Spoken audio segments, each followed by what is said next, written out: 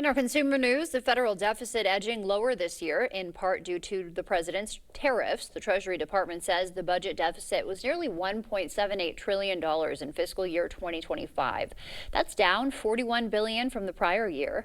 Tariff revenue hitting $195 billion. Individual income tax receipts also came in higher, which helped offset a decline in corporate tax revenue. Senate Republicans are considering a bill to pay federal workers affected by the shutdown. The bill could come up for a vote as soon as next week. It would need 60 votes to advance, requiring bipartisan support. Senate Majority Leader John Thune took procedural steps Wednesday to move it forward. GOP leaders are also reportedly considering a bill to pay members of the military during the shutdown. And Nestle cutting 16,000 jobs over the next 2 years, partly due to AI. The world's largest food company says it's focusing on operational efficiency, including automating processes. That means nearly 6% of the workforce will be cut. In recent months, retail coffee prices in the U.S. have jumped, increasing by more than 20% in August compared to last year due to the president's tariffs. Michael Yoshida has more on the reasons behind it. For many, coffee across the United States is getting more expensive.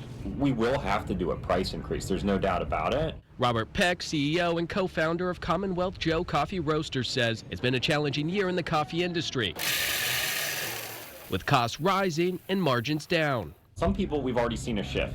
They're now buying beans and they're brewing coffee at home because that brings down their daily expense. 99% of all coffee consumed in the U.S. is imported, according to the National Coffee Association. And with many coffee bean growing countries slammed with tariffs by the Trump administration, including Brazil, the U.S.'s top supplier, which faces an import tax of 50%, big brands and small shops have been trying to absorb costs. Because costs are high now. For the first time ever, we're thinking about, okay, well maybe let's just not print the gold on the inside, because that could save us another couple of cents a bag. We're trying to get creative without changing the quality of the product inside, which is what consumers care about the most. But it's not just tariffs causing trouble. Shipping costs are also rising, while bad weather and droughts in places like Brazil and Vietnam are impacting harvests and production. And when supply goes down, prices go up. We may have to think about switching, from Brazil to a Honduran coffee or a Colombian coffee or a Mexican coffee. At the end of the day, if you're not running a profitable business, you're not going to be in business for very long.